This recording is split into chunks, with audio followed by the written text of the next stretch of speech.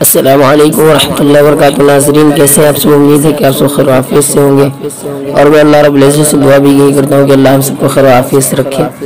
ناظرین آج کی ویڈیو میں ایک حدیث جو ہمارے اوپر اور آپ کے اوپر اللہ کے رسول صلی اللہ علیہ وسلم کی طرف سے مہربانی کی شفقت بھری دلیل ہے۔ حدیث ہے حضرت ابو ہریرہ رضی اللہ تعالیٰ عنہ سے مروی ہے، ان ابی ہریرہ قال قال رسول اللہ صلی اللہ علیہ وسلم اذا انتصف شعبان فلا تصوموا، کی فرماتے ہیں حضرت ابو ہریرہ رضی اللہ عنہ کہ نبی کریم صلی اللہ علیہ وسلم نے ارشاد فرمایا جس وقت شعبان کا آدھا مہینہ گزر جائے، یعنی کہ شب برات کے بعد والا 15 دن کے بعد، تو نفلی روزے نہ رکھو۔ اس کو ابو داؤد، ترمذی، ابن ماجہ اور دارمی نے نقل کیا ہے، ان کتابوں میں مل جائے گی۔ ان حدیث پاک میں یہ بیان کیا گیا ہے، مطلب یہ ہے کہ نصف شعبان کے بعد روزہ نہ رکھو، شب برات کے بعد، یعنی علاوہ قضا اور واجب کے روزہ کے، جس کا قضا ہو یا واجب جس کے اوپر وہ رکھ لے۔ یہ نہیں تنزیہی ہے امت پر، آسانی کرتے ہوئے فرمائے کہ تاکہ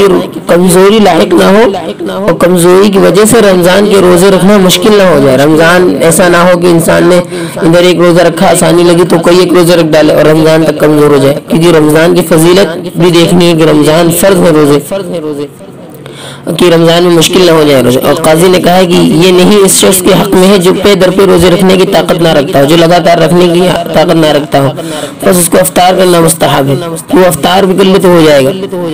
اللہ تعالیٰ اس افطار کے بعد دعا مانگے تو اللہ تعالیٰ اس کی دعا قبول کرے گا، لیکن زیادہ روزہ نہ رکھے گا کمزور ہو جاتا ہے۔ کیا اللہ کے رسول صلی اللہ علیہ وسلم کی امت محمدیہ پر اسپیشل خاص مہربانی ہے، اور جو طاقت رکھتا ہے اس کو منع نہیں ہے۔ اگر کوئی بہت بہترین صحت مند صحت یافتہ ہے تو رکھ سکتا ہے، اس کے لیے منع بھی نہیں۔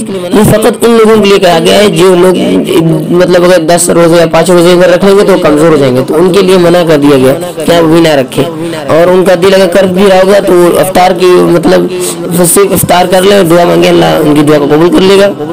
جیسے کہ عرفات کے دن کا افطار کرنا مستحب ہے تاکہ دعا پر قوت حاصل ہو جائے، اور جو طاقت رکھتا ہو اس کو منع بھی نہیں ہے۔ اس لیے حضور صلی اللہ علیہ وسلم سے ثابت ہے کہ شعبان کے تمام مہینے روزے رکھتے تھے۔ اللہ کے رسول صلی اللہ علیہ وسلم قوت رکھتے تھے تو رکھتے تھے۔ جو یہ اللہ کے رسول صلی اللہ علیہ وسلم نے یہ حدیث اپنی امت کو ان لوگوں کے لیے بیان فرمائی ہے جو کمزور ہیں، تاکہ وہ اصل وزن کے نہ چھوٹ جائیں۔ یہ دیکھیے ہمارے نبی صلی اللہ علیہ وسلم کی امت پر کتنی آسانی ہے۔ اللہ ہم سب کو اس حدیث پر عمل کرنے کی توفیق دے، اور اگر اللہ تعالیٰ ہم کو زیادہ قوت دے تو روزہ رکھنے کی تو ہم روزہ بھی رکھ سکتے ہیں، لیکن ایسے یہ ان حدیث ان لوگوں کے لیے ہے اسپیشل جو روزہ رکھنے کی طاقت نہ رکھتے ہو، اور ادھر ایک روزہ رکھا جوش آ گیا اور بھی رکھ لیا اور آگے چل کے رمضان میں کمزور ہو گیا، تو ان کے لیے نبی صلی اللہ علیہ وسلم کی ایک طریقے سے نصیحت ہے یہ والے نہ رکھیں اور رمضان کی تیاری کریں، رمضان میں رکھنا شروع کریں۔ ٹھیک ہے ناظرین، آج کی ویڈیو میں اتنا ہی، ملتے ہیں اگلی ویڈیو میں، تب تک کے لیے السلام علیکم ورحمۃ اللہ وبرکاتہ۔